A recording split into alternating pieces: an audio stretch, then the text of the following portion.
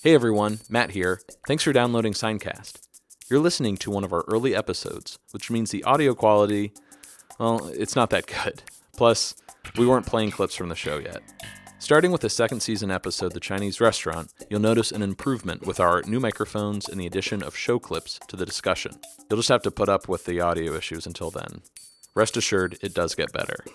We had a lot of fun recording these early episodes and poring over the excruciating minutia that makes Seinfeld so great. Enjoy the show.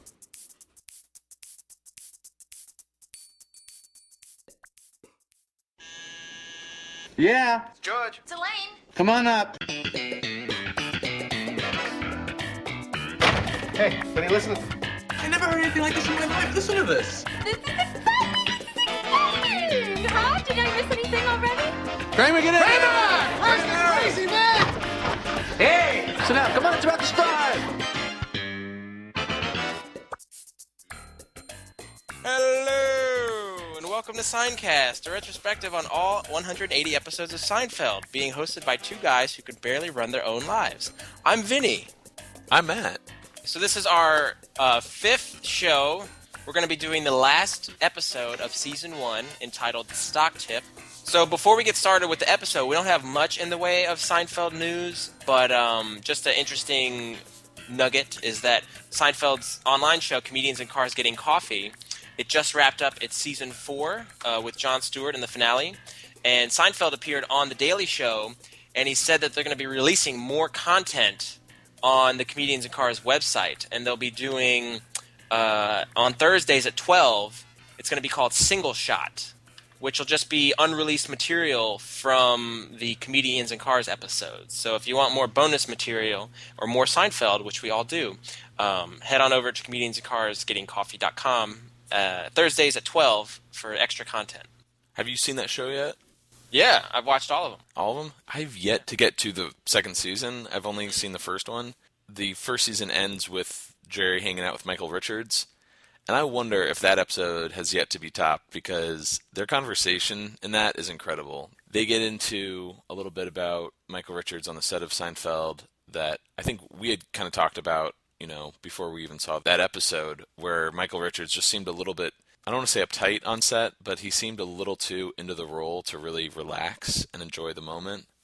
He never let his guard down. Yeah, and he really comes clean in that Comedians in Cars episode, and also gets into the incident at the Laugh Factory back in '06, which I think is really like the first time he's talked about it really since the event, and it's a pretty like serious conversation, which I love, but You can really tell that he's still distraught over the incident, like he still hasn't gotten over it, and rightfully so. But yeah, they're great. They're great little. I love just stand-up comedy in general, and it's great to see two comedians dishing it out and just talking about life. So I think this is a great little show. I look forward to it every week. Thursday, July 24th, Jerry Seinfeld did a AMA on Reddit. A lot of good questions were asked, and Jerry had a lot of good responses with some pretty revealing stuff. So we're going to talk about him here and now. the one that caught my eye, because this has always sort of been a like an annoying Seinfeld fact, quote unquote. People believe that there's a Superman reference in every episode of Seinfeld. I don't know how this got started.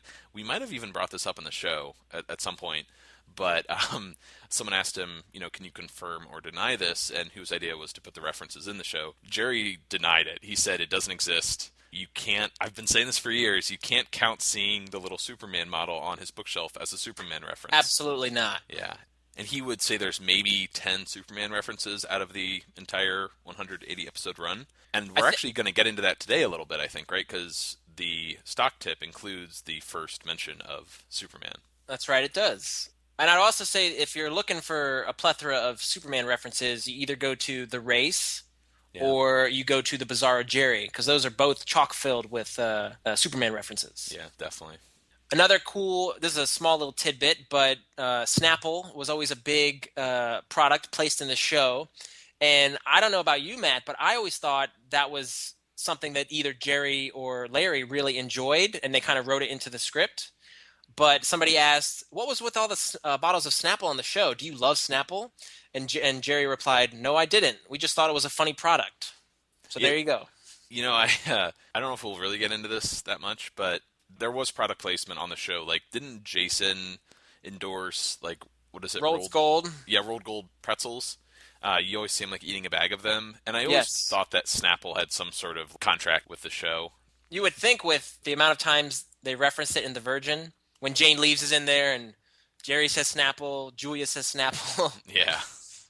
Somebody noticed that the hats above Jerry's computer randomly switched from Mets to Yankees throughout the series. And the person asking the question said, I know you're a huge Mets fan, so I always wondered, what's the reason for this? And Jerry responded, because Larry David was a Yankees fan and he was a Mets fan, they kind of would go back and forth. I guess if you're just a casual Seinfeld fan, you wouldn't really know that Larry is a Yankees fan, but it makes total sense. Yeah. Because I noticed that shift not with the hats. That's like really like specific. We should get that guy on the show. He can take over for us. Because Yeah. I never noticed that change, but you feel in the show there's a lot of Mets talk, and then once George gets a job with the Yankees, I feel like it's all about Yankees from that point on. Well, that was Larry's doing, making George work with the Yankees. But we always knew that Jerry was a Mets fan all the way from the pilot. Yeah. Because he even cares about, the penultimate episode, the Puerto Rican Day Parade. Jerry is like trying to find out what happened at the Mets game. Yeah. So we haven't gotten to this episode yet. We will in a couple weeks, though, the jacket. But someone asked about Lawrence Tierney, who was the guest star for that episode. He played Elaine's father, Alton Bennis. There's this story that he was a bit creepy on set. Lawrence Tierney is an actor. I think most people know him from Reservoir Dogs, but he's a pretty rough around the edges kind of guy. And there's a rumor that he took a knife from the Seinfeld set, and someone asked if Lawrence Tierney threatened Jerry with a knife on the Seinfeld set. That's the rumor. Jerry clears it up and says he didn't threaten anyone with it, but he did very suspiciously keep it under his long coat, and it made everybody nervous. One that I found particularly interesting because I'm such a huge fan of Elaine and Julia, and I actually really like her old haircut. But somebody asked, "Hey Jerry, who decided on Elaine's haircut in the early seasons, and why did they pick the worst one possible?" And Jerry simply replied with 2 words, "Julia did." For some reason, I felt Larry would have decided on that because he was kind of recreating that time in his life when he dated Monica Yates. So I thought maybe that's how she wore her hair, since he was such a stickler for detail. But we found out that it was Julia. So that'd be a good thing to, if we ever got a chance to ask Julia a question, good thing to ask her. Why? Oh, someone did ask Jerry if he kept anything from the set of Seinfeld after the finale. Jerry says he has a few things from the show. He has the 2 couches, which he says are green. I guess they are green later in the show. I always thought they were blue. They switched from blue to green. Oh, okay. He has the intercom from his apartment. And he also, this is odd, he has the toaster from the coffee shop. He would like to donate them to a museum, but there's no guarantee, I guess, with the Smithsonian, for example, that they will display them. So once he gets guaranteed from a museum that they will go on display, he'll donate them. Another question that someone asked that I think a lot of Seinfeld fans always, dream of, but they know is most likely never going to happen. Do you ever think of doing more with Seinfeld? I love the show and think a reunion episode or a sequel somehow would be amazing. And Jerry starts off saying, I think you're wrong. I think it would be lame, and I think it would be an embarrassment to the nice place that the show occupies. I'm absolutely happy keeping it the way it is. You can't keep asking for more of certain things, One of the keys to life is having a sense of proportion, knowing how long to sit at a restaurant after you've eaten, or how long you should go on vacation. If you go to Hawaii for a month on vacation, I guarantee you that by the end of it, you'll hate it. So it's the same with the TV show. You want to do a certain amount of it so that when the people look back on it, they love it. I could have easily done the show for 1 or 2 or 3 more years, but it would have changed the way people look back at it. I think I made the right decision because people like the show now more than they ever did in the 90s because it didn't get worn out. I don't think there's a better way to justify why he quit when he did. It's brilliant. He, like he says in the show, you hit that high note and then you walk off stage. And actually, he's been asked this question several times before, and he continues to, squash any notion of a reunion. And I think he gave fans, the closest morsel that they'll get to a reunion show doing the arc in Curb, the Seinfeld reunion in the season 7 of Curb. So, and which was perfect for me. I thought that was a nice taste of what they're like in current day, and I was so content with that. And I loved that the 9 seasons we have, plus the little Curb snippet we have as well. I feel like Jerry's, like you said, he's gotten this question a lot, and he's probably been answering this question or questions like this since 98, or what was it, December of 97, when he announced that the ninth season would be the show's final season. I think it's taken some time for him to kind of prove his point. He even explains when Larry's pitching him the idea in the Curb Your Enthusiasm episode, he's like, how will this not be lame? Because these characters are 20 years older than when they were when we knew them. So that means they either have to have gotten married, gotten divorced, had kids, perhaps had grandkids by now. You know what I mean? Mm-hmm. We're accustomed to these people going on dates with people every week, being very shallow, and that whole scene, relationships, analyzing everyday life. I don't think these characters would be doing that nowadays. They'd be settled into a routine, I think, and it wouldn't be as interesting. I mean, we could have an entire episode of Seincast just devoted to this discussion. It reminds me of, a lot of movies that come back. They've been talking about Ghostbusters 3 for so long, and we've had, Indiana Jones 4 and some Die Hards, and bringing these characters that were just so successful in their heyday back. And it just feels weird when you see actors 15, 20 years older doing the same thing, like in the same environment, having the same problems. Let's say, they bring the set back and we make it about today's issues. It's almost like a parody of itself. And I think that's what Seinfeld would have become if it went on for too long. It would have become a point where you don't know where to take these characters that you haven't taken them before. I think someone said that the characters almost wrote themselves after a point. Like, absolutely. You could create David Mendel was one of the writers on Seinfeld. You could create a scenario and exactly how George would react, or exactly how Kramer would react. And I don't want to say that it's not entertaining, it's not fun, but I guess it becomes less of a challenge for the writers and less entertaining for the creators to be a part of. I don't think the reason they stopped doing the show was because no one was having fun or no one was challenged, but... There is a great interview with Jason Alexander where they mention that about the characters wrote themselves, but it would become more and more difficult to come up with ways to surprise the audience, which I thought was really telling. Mm-hmm. That's where the thrill is in it for the writers as well as the audience, to be surprised. And we know exactly, Kramer's going to do one of his things, or Julia's going to, Elaine's going to push, do the get out. I think they did those beats you mentioned right there. I think they did that in the Curb reunion, didn't they? Like, doesn't Elaine have a get out moment? George has a yelling moment where he's like, it just becomes Madoff. Yeah, Madoff. Yeah, Bernie Madoff. I love the Curb reunion, but I hate the Seinfeld episode in the Curb reunion, and I think they did that on purpose, because they're like, listen, this is what you would have gotten if we did this for real, if we actually tried to do a Seinfeld reunion. Well, I guess we spent enough on that topic. No, I think we got about half hour more. He said two different things during the AMA that really caught my eye. Someone asked, what is the worst part about being Jerry Seinfeld? And he said, probably the worst part of being anybody, it doesn't last forever.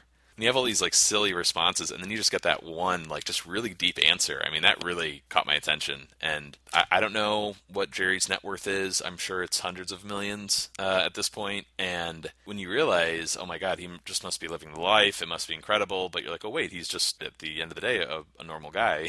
This isn't going to last forever. And he really, I don't want to say it was totally luck that got him to where he is. I mean, he obviously worked really hard and he's really talented. But nothing is a sure thing in life. Nothing is going to guarantee you millions of dollars of success and this this legacy to leave behind. He is so eloquent in the way he forms his sentences. It's really not good. I think we could take some advice from Jerry. Yeah, me in particular. No, he is so eloquent in the way he represents himself. But he also went on to say, somebody was asking him advice to upcoming stand-up comedians, and he said, keep your head up in failure and your head down during success. Something to that effect. And that is just so true and remarkable. I loved it.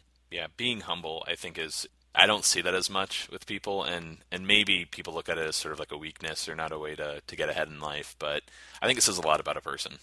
Now, probably after listening to all of our back and forth there, probably the biggest news or half news to come out of this AMA was something that I am so excited about if it happens. I think you are too, Vinny. Absolutely. Even though we, own the DVDs, someone asked Jerry if there's any word on Seinfeld coming to Netflix. And, they try to sell they're pitching the idea to Jerry. They're like, can you convince Larry David to let it happen? And there's a lot of people who have still not experienced the show firsthand. And if we're on Netflix, It would be the easiest way. Jerry responds with just 2 sentences. He says, "You are a very smart and progressive person. These conversations are presently taking place." Oh my God, Vinny. Are you sitting down? I fell off the toilet. I think if this happened, I think Netflix would crash.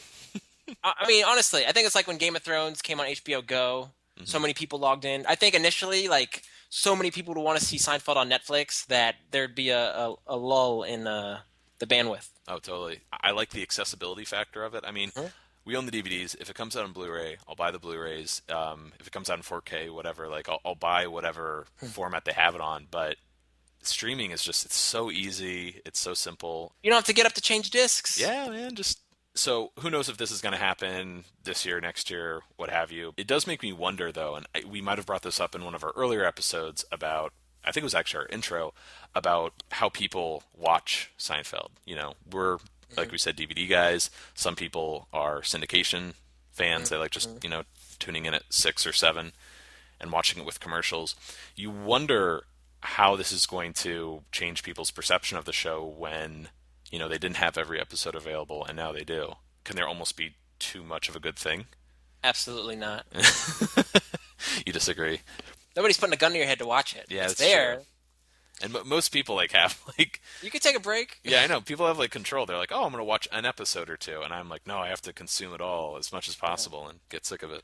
But the most important thing, after you break it all down, is the wheels are in motion. So Seinfeld may be coming to Netflix at some point in the future. And I'm sure every website out there will report on it. We'll bring it to you guys, 5 days after it's announced. You heard it fifth. So, Vinny, we're going to be talking about the last episode of Season 1, the stock tip. Yep. I don't have that much trivia for this episode, other than it being the last episode of the season, so maybe we should just get started. The stock tip was written by Larry David and Jerry Seinfeld, directed by Tom Sharonis, and its original air date was June 21st, 1990. So, Vinny, what's the first scene we're coming in on? We got a little stand-up action. I actually really love this bit. Jerry's talking about how when you're out to eat at a restaurant, money is of no value. You feel like the king, of an empire. More, drinks, appetizers, more everything. And I think we're all very guilty of this when we're out to eat because our stomachs are always bigger than our eyes. This is definitely one of my favorite stand-ups from the first season. I love that, how people are so mystified by the check, at the end of the meal. Like, what? Oh, my God. It almost feels like you're on a food bender, You're just, stuffing your face, and then you're just mystified by this check. Like, why do they spend all of this? This is one of those stand-ups where I feel when people are watching it, they're nodding their head and going, "This is so true! I do this!"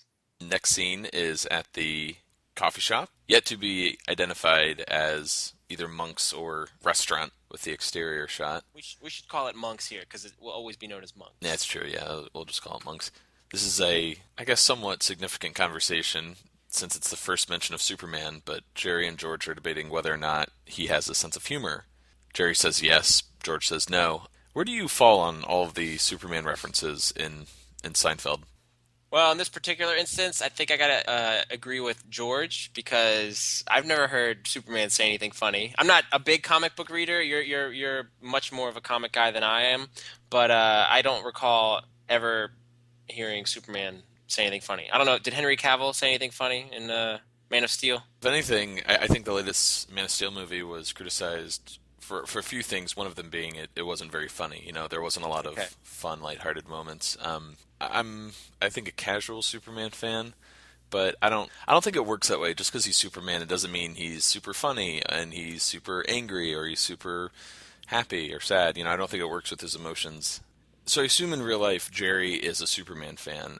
This will be the first of, I guess, several references in the show. But if fans didn't make such a big deal out of the Superman references in the show, I don't think I'd really notice them that much. Are there really that many references throughout the show? Not so much as physical things we see, like the Superman statue, but more so, things Jerry says when he dates Lois. What else? Off the top of my head, it's hard to think of other Superman references. I know it happens in the race episode when George makes the reference of, "That's the question, Jimmy." maybe that episode made a lot of people think that, oh, this whole show is littered with Superman references. Or Before we go on, though, there was a nice little bit of trivia here for the scene. In an earlier version of the script, Jerry ended the argument, the Superman, funny or not funny argument. by killing George. Exactly. No, he ended the argument by asking, what if the world ended with a nuclear holocaust and everyone got really depressed? Superman would be super humorous and cheer everyone up. And George responds with, no one would laugh because they'll blame him for not stopping the Holocaust to begin with. So Wow, that's funny. Like, even, by the time we're recording, almost 25 years ago, like, I guess Superman was blamed at times for things, because that was the biggest criticism of the latest Superman movie, is that which we watched together, you assume a lot of people died in Metropolis, and either A, Superman could have saved them, or B, he might have been responsible for their deaths. So I wonder if that's one of the worst parts about being superhuman, is people will, call you their savior, but also blame you for any catastrophes. Mm-hmm. Hashtag Superman problems. Super problems. Elaine arrives, and we're going to really take our time with the stock tip. But did you notice her outfit? It's like... Oh, yeah. Oh, my God. It's got the kind of roundish glasses, right? Yeah, and this leather... What do you call that? It's like the tassels? It's a suede or...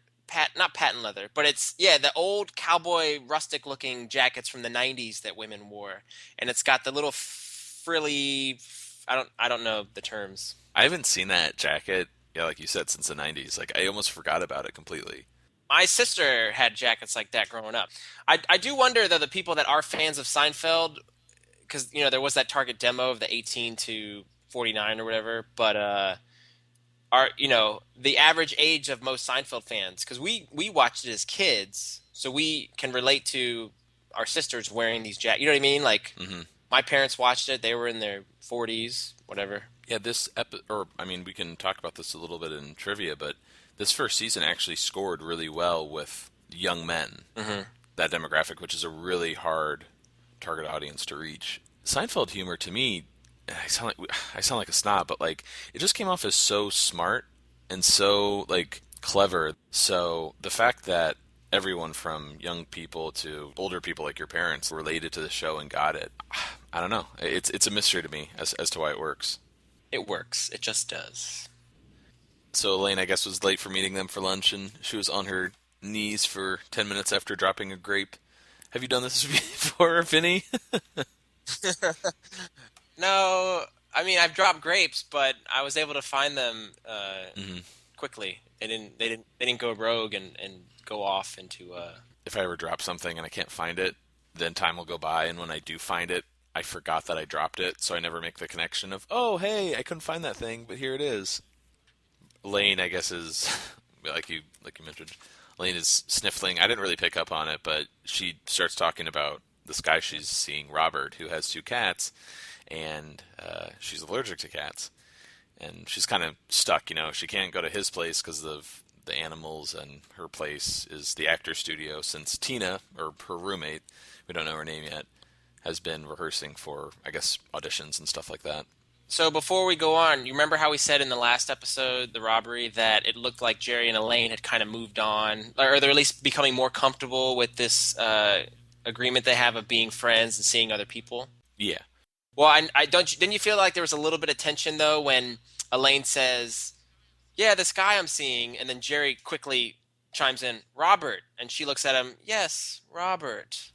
Oh, yeah. And then in a little bit, the reverse is going to happen with Jerry saying, this girl I'm thinking of taking. Elaine says, Vanessa. And Jerry goes, right, Vanessa.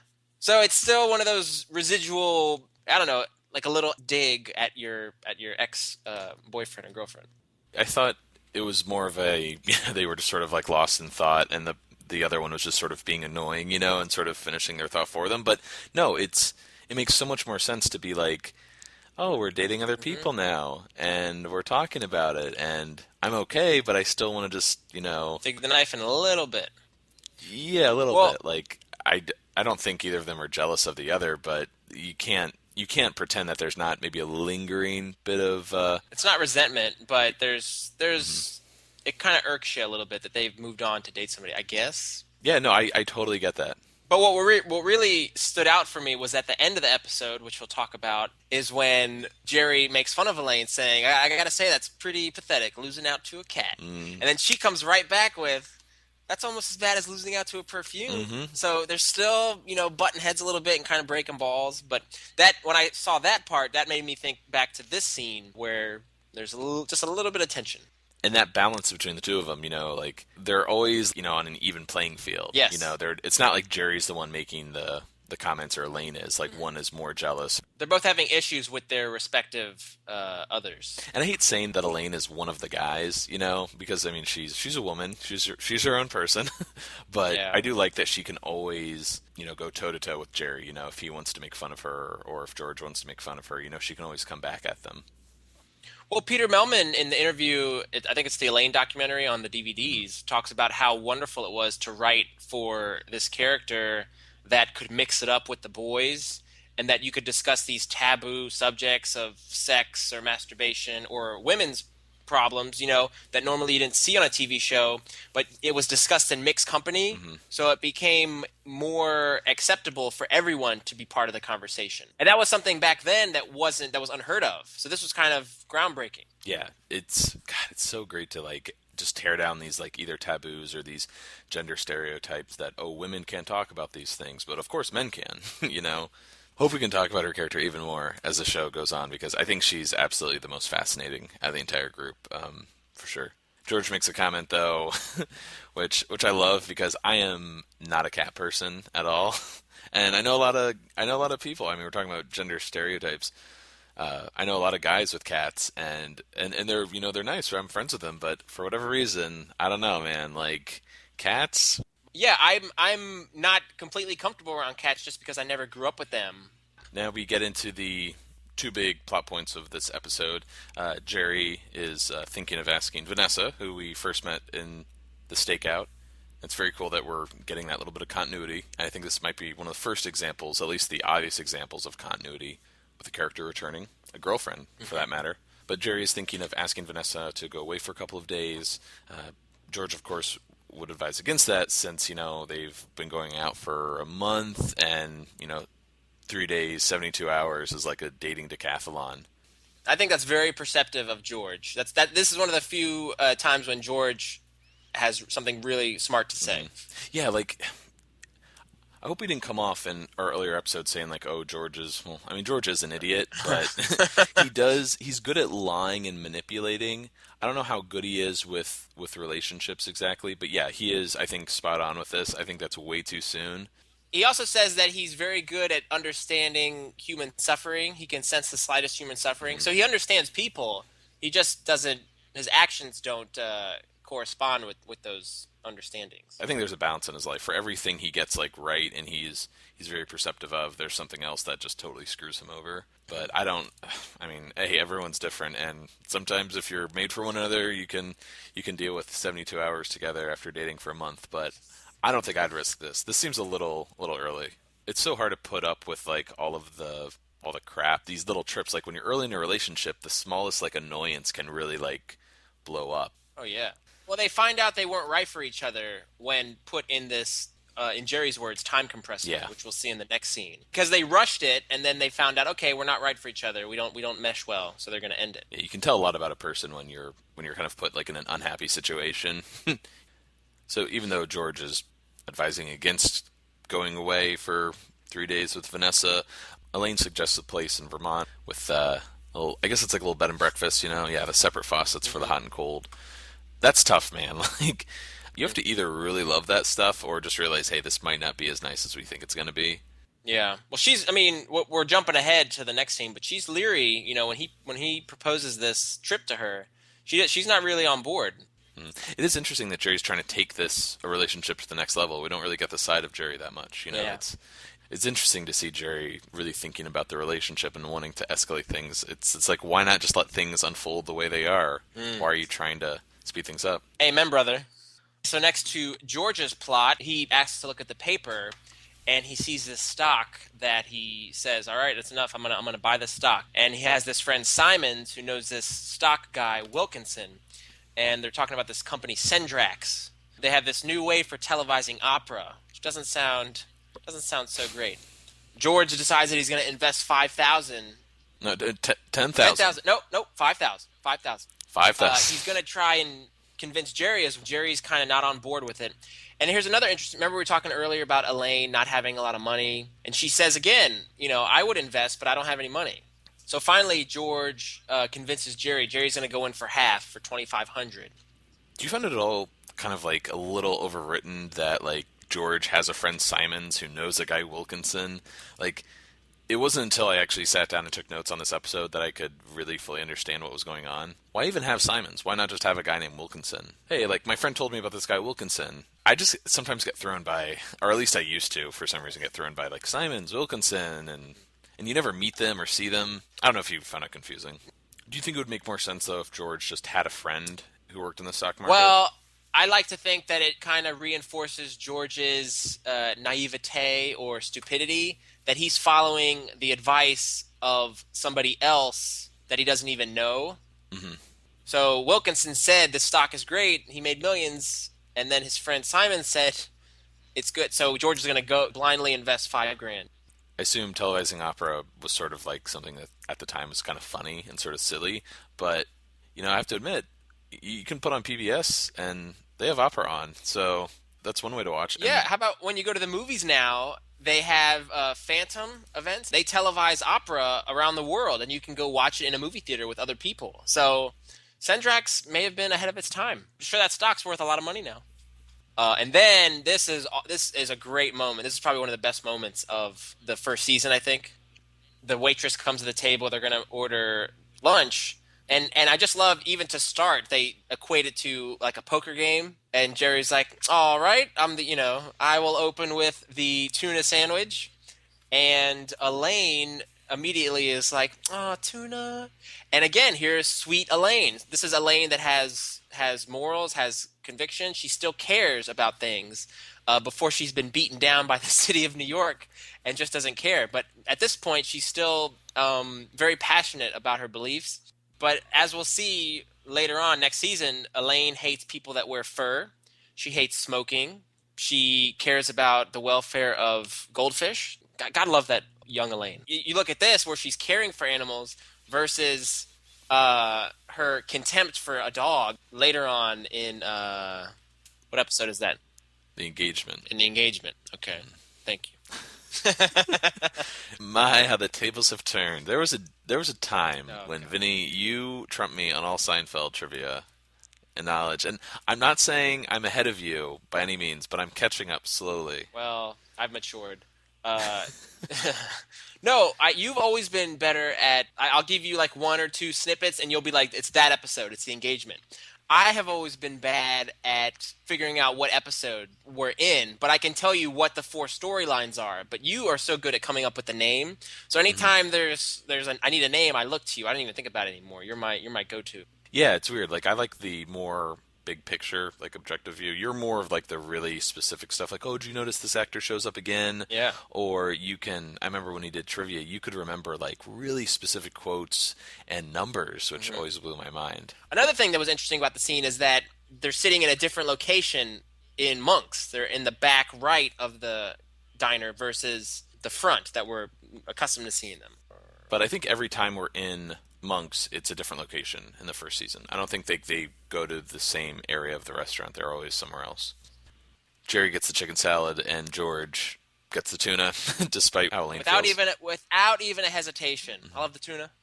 So do we wrap up the lunch ordering? I don't think so. I think there's more we can get out of it still. So next scene is at the grocery, and Jerry and Vanessa are shopping. Jerry is appropriately buying cereal. I think this is I guess you see him eating cereal in the pilot episode, but this is, I guess you could say, the second cereal reference. Apparently in the original script, Jerry told Vanessa, and I quote, that he is a virtuoso of cereal combining, and that cereal boxes are instruments which he conducts in a symphony for bowl, spoon, and milk. That's beautiful. Yeah. So I wonder if Jerry in real life really does enjoy cereal, and this was written into the character. Oh, he absolutely does. In the interviews on the DVD, he says that what he loves about cereal is you can combine eating and drinking without looking. which is just it's poetry. He asks the store clerk if the cereal comes in puffs, and the store clerk says, "No puffs, just flakes." Only reason I'm bringing this up is because we see this actor later again in the show. Yeah, we do. I can't believe I never noticed this, but he's the mailman in the cigar store Indian, right? Yes. Mm-hmm. Jerry is out with Winona, and he asks a mailman nearby where a good Chinese restaurant is. Well, he specifically words it as, "You must know where a good Chinese restaurant is." And then you see the reveal. You see his face turn around, and it's an Asian man, and he says, "Why must I know where the Chinese restaurant is?" Right, just adding to Jerry's racist tendencies. That actor's name is Benjamin Lum, by the way. But yeah, it's kind of cool that they brought him back. I wonder if that was just sort of oh, hey, yeah, you were in that first episode, or you were in that episode, season 1. Yeah, come on in.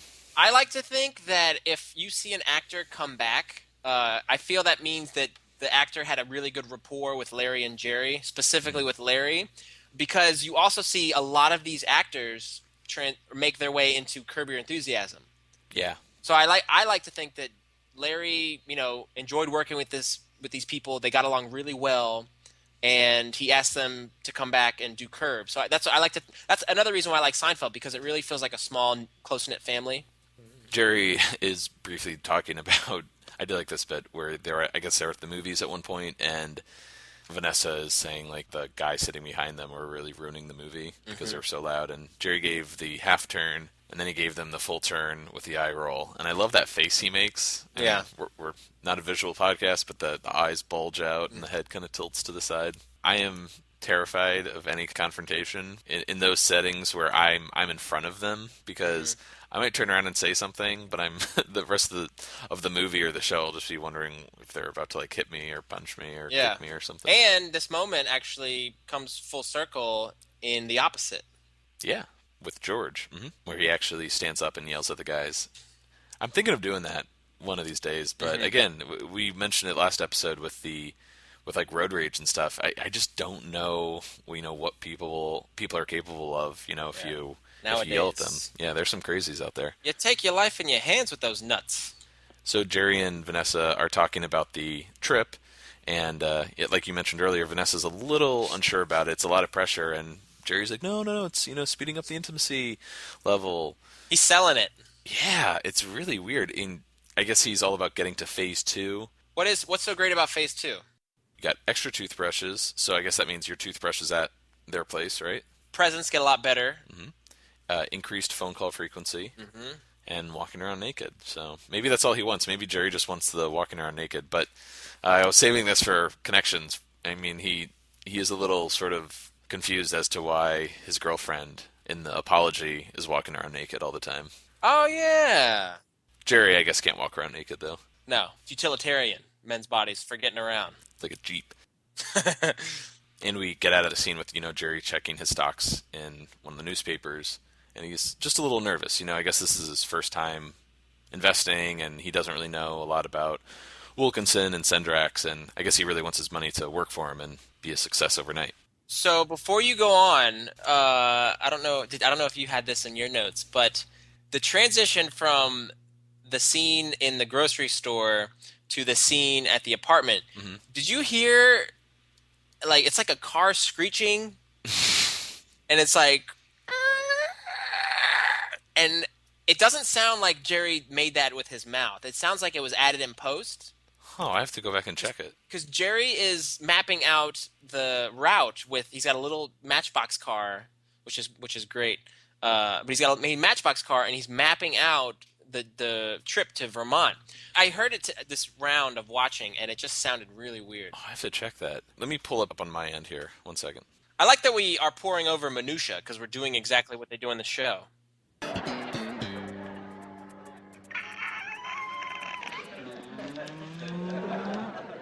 Okay, sorry, just watched it. That is weird. I didn't notice that. And when that noise happens like that, that's the room tone's already been established, even though it's outside. Yeah. So I think it was something on set. Maybe Jerry was making a noise, and for whatever reason they left it in. Or maybe he was drawing the route with a marker, and he was going like that. That's what I thought, but it doesn't sound synced. Yeah, I don't get it. So we're in Jerry's apartment, and yeah, he's drawing on the map like a little kid, got his little race car. Does that seem a little out of character? No, not at all. No? It's a man who plays with a Pez dispenser. Of course Yeah. he's going to play with a Matchbox car on a map. That's true, yeah. And I guess Jerry is sort of a big kid, in a sense. He's planning out his trip with Vanessa to Vermont. But Kramer interrupts the scene and shows Jerry the paper. Before we go on, I just noticed, having gone back and looking at the video, he's got all his stuff back. He's got a stereo in there. Oh. There's a jack. You know what I mean? Like, how do you get all that stuff back? Yeah, I know. He's been shopping. But yeah, Kramer comes in, and this is one thing I do not get. He is so happy that the stock is down, and he's like, "Hey, it's down again," and he puts it right in Jerry's face. Yeah, I get the vibe that's more of a, like, it seems on the page Kramer might be not necessarily happy, but kind of like, hey, I told you, Jerry, even though we didn't see it, but I warned you, this wasn't a good idea, and look, you're losing money. I wonder if Michael Richards kind of brought more of that, like, smiling, goofy side to Kramer in the scene. That's the only explanation I have, because I have no idea from a writing perspective why you would ever make him happy.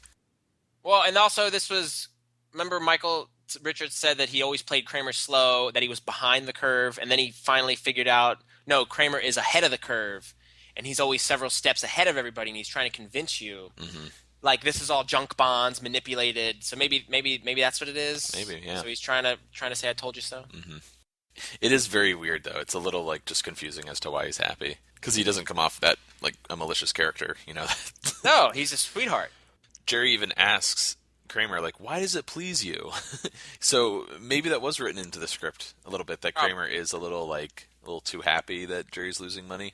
But he adds to Jerry's, kind of frustration and stress. And Jerry calls George, and he's asking him, what's going on? Where is Wilkenson, the guy that gave them the tip on what to invest? He hasn't been home or in the office. And we get this, probably the most memorable moment of the scene is Kramer's pitching of a roll-out tie dispenser. Is this his second idea now after the make your own pie place? Yeah, so we have make your own pie place where you make your own pie and the roll-out tie dispenser. I don't think this comes back, does it? No. No, I think this is the only time he mentions it. You got a big meeting coming up, you're out to eat. Oh, you got mustard on it.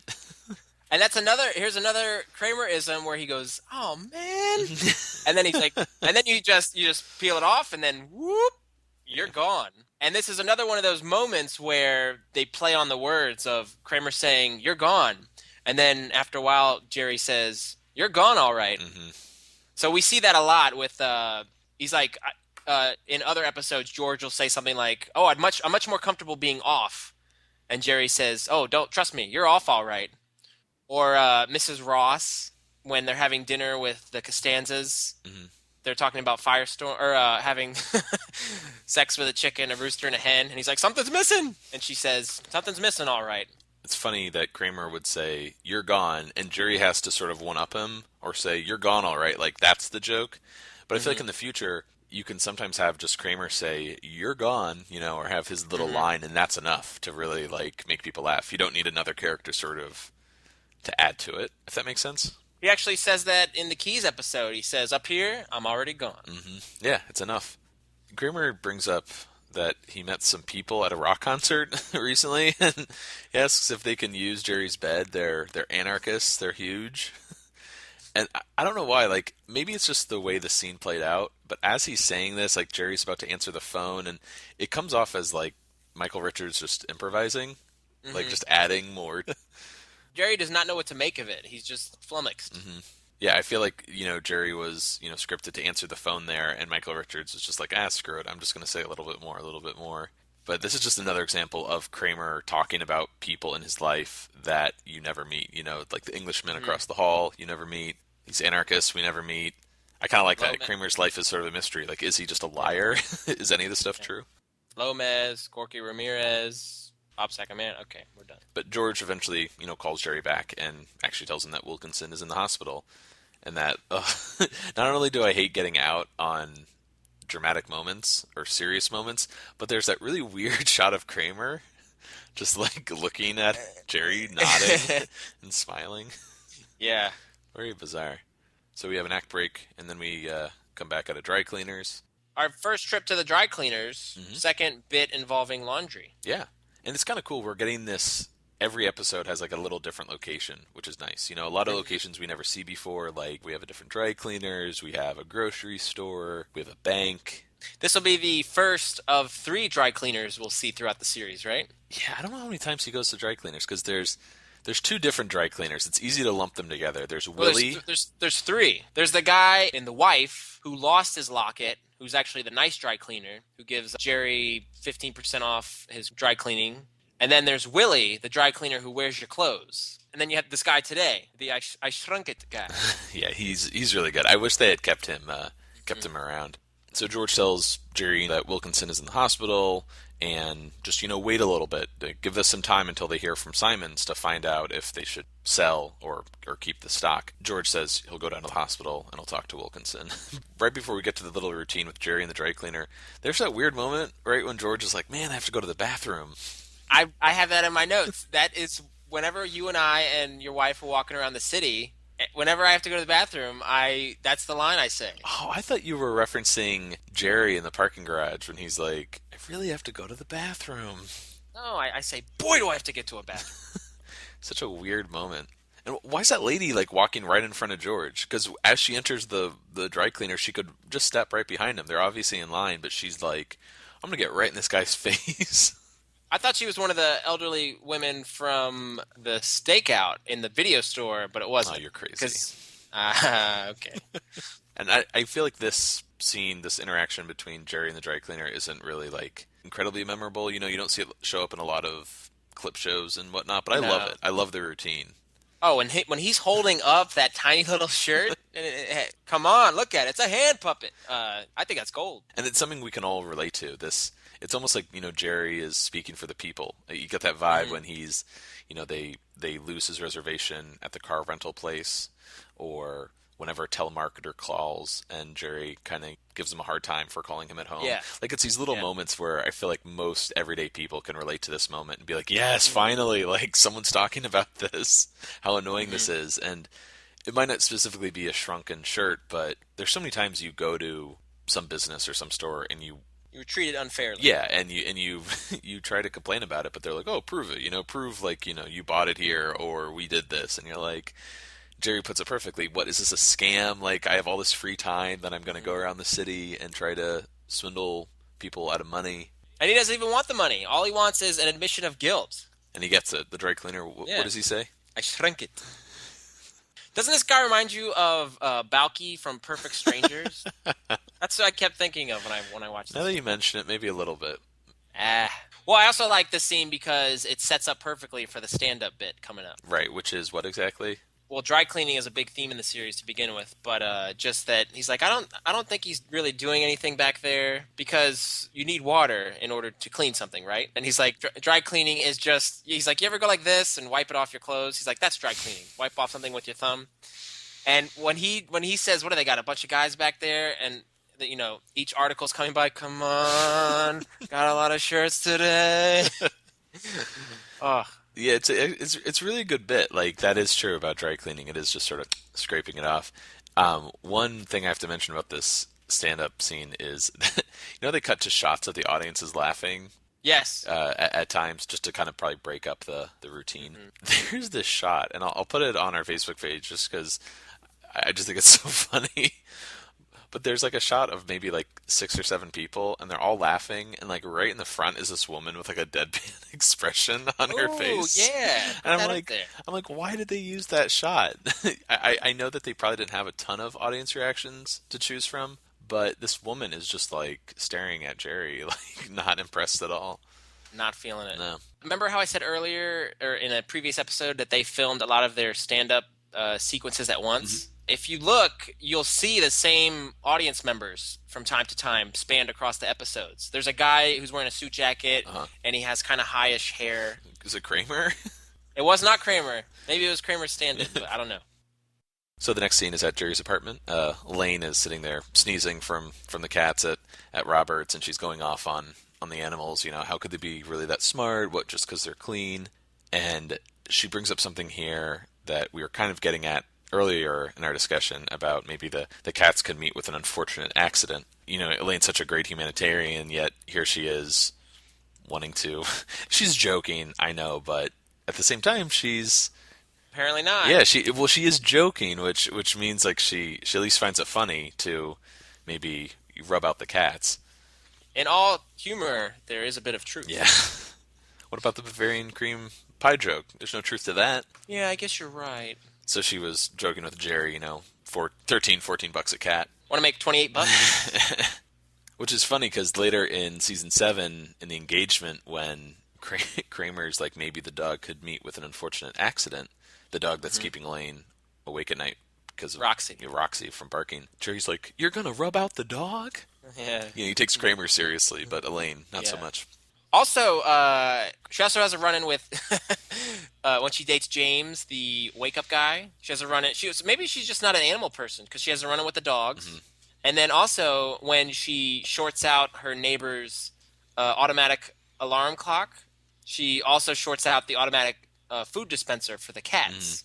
So she ends up starving some cats. Mm-hmm. Yeah, that's true. I feel like Elaine is always trying to do the right thing, the good thing, but for whatever reason, things just don't work out for her. I guess that's sort of like the way the show goes for most people. Yep, that's life. And just like before, Kramer enters with a paper. He's happy.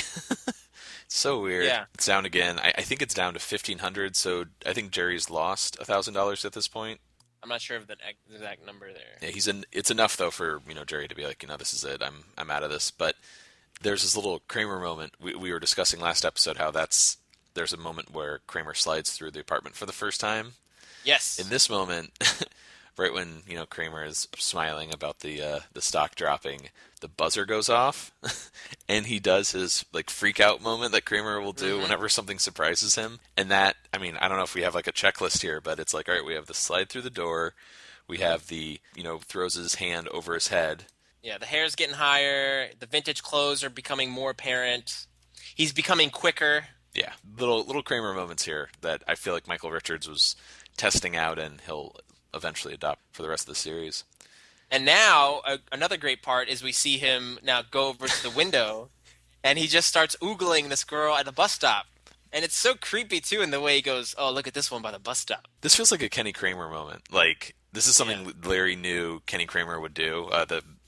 Larry's neighbor, who Kramer was based off of, would, look at women from the apartment, checking them out. What a body. Mm-hmm. They all do that later, right, during the contest? Yes. They all look at the woman across the street. It's kind of weird, though. His apartment, I didn't check it in this episode, but we all know Jerry's apartment is 5A, and he tells Kramer, while he's looking out the window with the binoculars, that he's 10 floors up, which seemed really high to... Yeah. Based on the exteriors of the apartment, and as we come to know. So that's just one of those weird little nitpicks that I guess they, the writers just weren't, thinking, oh, wait, maybe... You know how when you exaggerate, you say... I could see him saying, well, 10 floors up, as opposed to being accurate and being 5 floors up. I think he probably said 10 floors up because when they were writing the episodes, they didn't have an established exterior of the apartment, really. Mm-hmm. And it could just be one of those things where... But was the question, does he have the number on the door? Yeah, because if he has the number on the door, that would establish that it's 5A. I'm going to the tape. Vinny is now checking the episode for us real quick to see if the number's on the door. There's no number on the door, but there's a giant knocker. What knockers? Right, so Jerry probably just mentioned that it was 10 floors up because when they were writing the episodes, they hadn't really established the apartment building and what floor he was on. But I guess as time would go on, we know him to be on the 5th floor. But to us Seinfeld nerds, it's unsettling, mm-hmm. right? So George eventually arrives, and he collapses on the couch. This is after his visit to the hospital to see Wilkenson. And he's just so defeated. He's like, he was there 15 seconds. He mentioned Simons. And I can't do the voice, but... So apparently there's some sort of falling out between Simons and Wilkenson. Now, George is sort of stuck. So is Jerry. But Jerry makes the decision that he doesn't, want to think about it. He's going up to Vermont. He's going to sell. George, on the other hand, he's keeping his. He's going down with the ship. Before we go on to the next scene, probably a highlight of trivia that I didn't even know about until I prepped for this episode. Jason Alexander wanted to play a practical joke on Jerry. So when Kramer, sees the girl down at the bus stop, and then he's going to go down and talk to her. Jason Alexander had Michael Richards make an unscripted re-entrance, and he comes back with a woman in a trench coat, and she is supposedly the woman from the bus stop. So the woman begins taking off her clothes, and she strips down to a G-string and starts walking around the apartment before the director, Tom Sharonis, yells, "Cut!" But I had never heard that story before. Yeah, I completely forgot about that. It's so weird because we don't have like any video of it, or it says in the notes about nothing. It's like, for good reason, this footage was not included on the bonus, features of the DVD. God, it would have been awesome. I mean, I'm not trying to. Oh, it'd been awesome to see a woman in a G-string. No, just be. You're sick. It'd be so cool to see that footage, just like a blooper reel of that out there. But next scene is in Vermont at one of those B&Bs. Now, again, this isn't one of the most memorable Seinfeld scenes, but I love it because we get the Jerry VO. Yeah. Things aren't going well for the couple. It's raining out. Oh, God, I mean, I don't know if this really plays into how they're feeling, but the set design is just awful. I mean, the set design is great. It's just a really, awful place. You'd say there's a lot of, old furniture and doilies and all that. We learn from Jerry's VO. He needs to get out of there. There's nothing left to say between the two of them, which is a nice contrast to the VO we got in the stakeout when he's like, oh, this girl's incredible. And he's trying to get out through VO of the conversation with Elaine. Like, can I get out? Is it over? Oh, I'm stuck. He's trying to get out of the conversation with Elaine to be with Vanessa. Now he's trying to get out of the conversation with Vanessa to get home. What do they talk about? Maybe they could play Sorry, or what? Yeah, what is steal the old man's bundle? I don't want to find out, but I never heard of that before. I think Jerry's even laughing when he says that. I love that that line where Jerry says, "Maybe I could." This is the voiceover line. Maybe I could get an extension cord and hang myself. You would like that line. We also see one of the appearances of Norman. Oh yeah, Is this his first? He plays the Norman is the stand-in for Michael Richards. He's the fair-skinned gentleman with the light-colored hair, but he plays the B&B manager in the background. I also like that little bit where Jerry wants to know her perfume. Yeah, what is that? I can't tell you. What? What could be her reason for not wanting to? It's so funny. Everyone is so normal when you meet them, but then when you get closer, just these little moments that you can't explain. Why do they do these things? It's actually similar to Jake Jarmel not wanting to say where he got his glasses because I don't want anyone else to have them. Maybe that's Vanessa's thing. She doesn't want anyone else to have the perfume. Yeah, there you go. Jerry checks out the newspaper. This is, of course, after he sold his stocks, and he realizes that Sendrax is now up 6 points. And we didn't really cover this earlier, but Vanessa established in the grocery store that markets fluctuate, and in a sense, he shouldn't have sold. I don't know about that. Oh, that's what she says, right? No, I mean, I'm saying, what we're getting to is that she kind of gives him an "I told you so," but it's kind of like kicking a man when he's down. She said in the grocery store that markets fluctuate, but that doesn't necessarily mean that he shouldn't have sold, right? And they kind of go at it, right? He's like, "Oh, you didn't tell me that." Yeah. And this is awful. She's just like, and this is why we're staying in Vermont, Yeah. in a place like Probably this. why we're staying here. Because you lost money in the stock. I love the VO getting out of the scene, too. He's like, 29 hours left. At least I could find out the name of the perfume. So he's done. He's done. Which is too bad, because I really like Vanessa. Yeah. Even when Jerry and Vanessa are having, a little bit of a tiff, I still like her a lot, and I wish she was like a character they could have brought back every once in a while. That actress, Lynn Clark, is actually from La Plata, Maryland, which is near where I grew up. Oh, nice. Does she still live there? I don't know. We don't keep in touch. And the next scene is at Monk's at the coffee shop. George is he's in rare form here. Yeah, this is one of those episodes, and you've mentioned this to me in the past, how you love it when an episode ends with George winning. Yes. It doesn't happen that often, but this is definitely an episode I feel like where George is on top. It's so satisfying. Mm-hmm. George apparently, by sticking with Sendrex, he made quite a bit of money. What is it, 8,000? So, Big Daddy, what did you end up clearing? 8,000. It's a Hyundai. This is sort of like a connection to a later episode, but he mentions that Wilkenson was in the hospital for a nose job, and that you don't recover that quickly from it. I don't know how long it took for his girlfriend to recover from the nose job when she got one. The first one, the first nose job or the second nose job? Oh yeah, I guess she did get 2. I also like that this episode kind of comes full circle because the opening stand-up bit is when you're at a restaurant and, you're hungry, money is no option. It's like, more everything.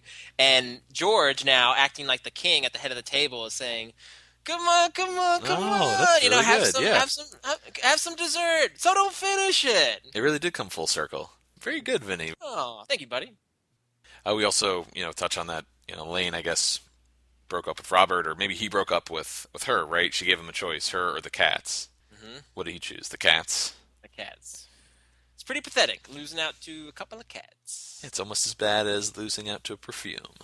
So Elaine got dumped for some cats. I guess Jerry, in a sense, got dumped for some perfume.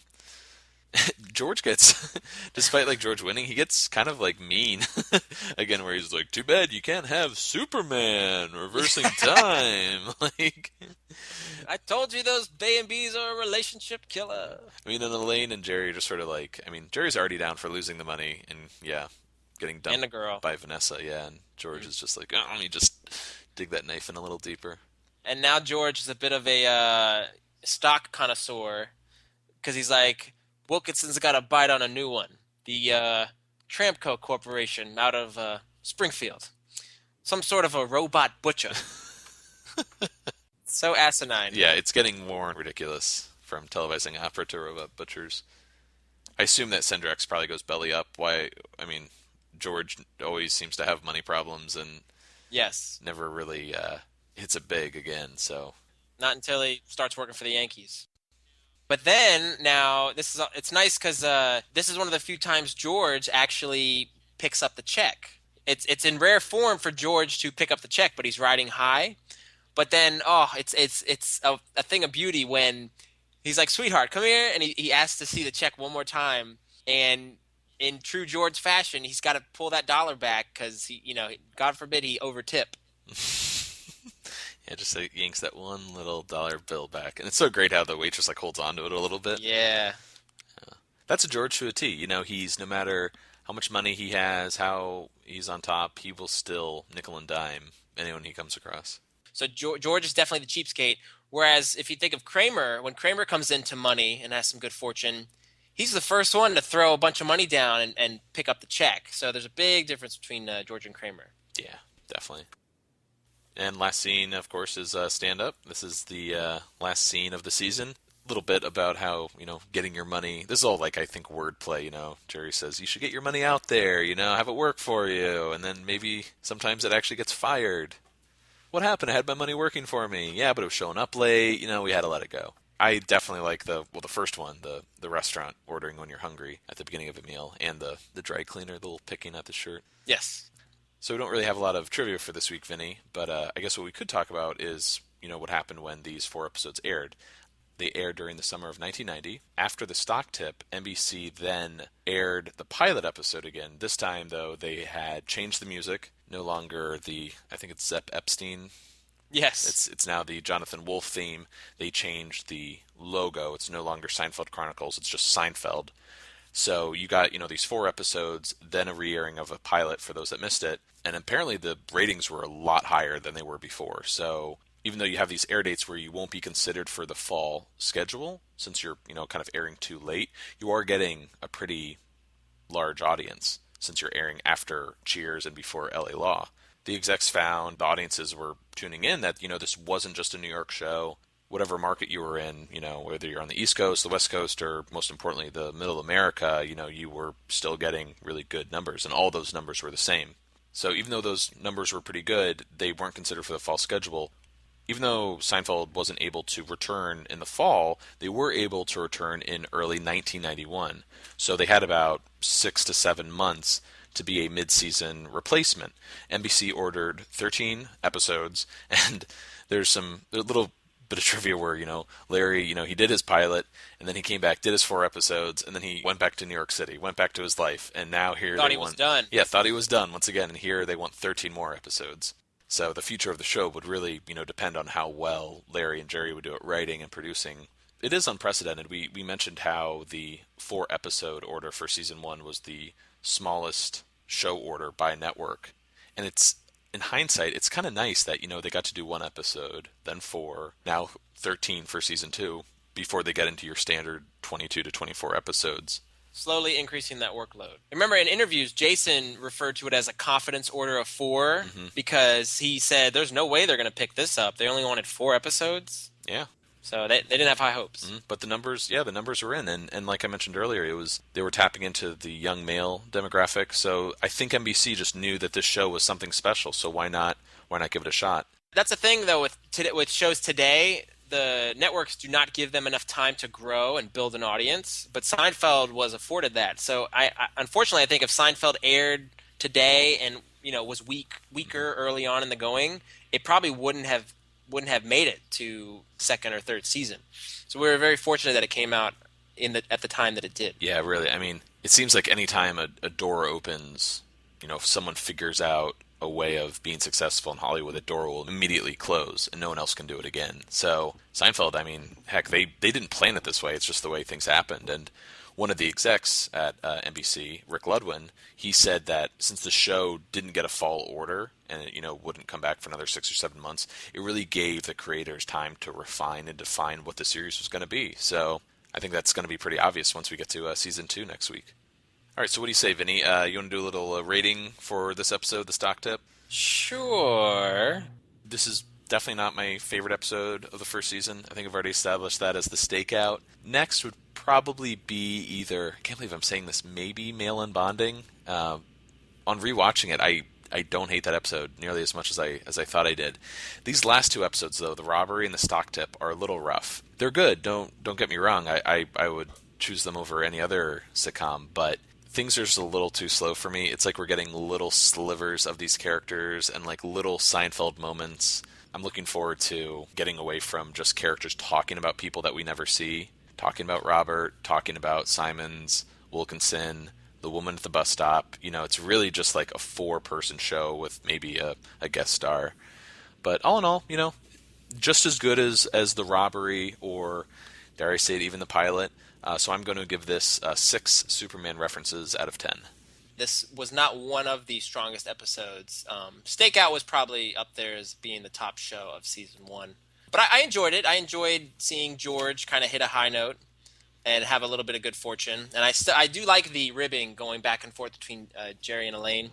And I love that Larry David brought back an actress. He brought back the character Vanessa to another episode, so continuity, big fan of that. But yeah, like you said, this is just a preview of things to come, so we know good things are on the way. So I will give this 7 shrunken shirts out of 10. Nice. All right, so I guess that just about does it for us here at Seincast. If you'd like to get in touch with us, you can email us at seincast@gmail.com. Like us on Facebook at Seincast, or send us a tweet at Twitter at Seincast. If you haven't already, please leave us a rating or a review on iTunes. We'd love to hear any feedback you want to give us. Next week, we'll be discussing the first episode from Season 2, The Ex-Girlfriend. But for now, I'm Vinny. I'm Matt. Signing off. Seincast is not endorsed by Castle Rock Entertainment, Sony Pictures, or NBC, and is intended for entertainment and information purposes only. The official Seinfeld site can be found at sonypictures.com/TV/Seinfeld. Seinfeld, the Seinfeld logo, and all names, pictures, and audio of Seinfeld characters are registered trademarks and/or copyrights of Castle Rock Entertainment, or their respective trademark and copyright holders.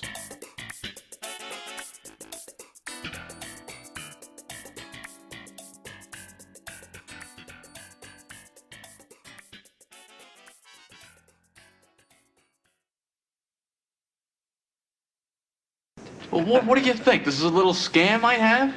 I take this tiny shirt all over the city, conning dry cleaners out of money? In fact, forget the money. I don't even want the money. I just once would like to hear a dry cleaner admit that something was their fault. That's what I want. I want an admission of guilt. Maybe you ask for it to be washed. No, dry cleaned. Let me explain to you something, okay? With certain types of fabrics, different chemicals can react, causing... You shrunk it. You know you shrunk it. Just tell me you shrunk it. I shrunk it.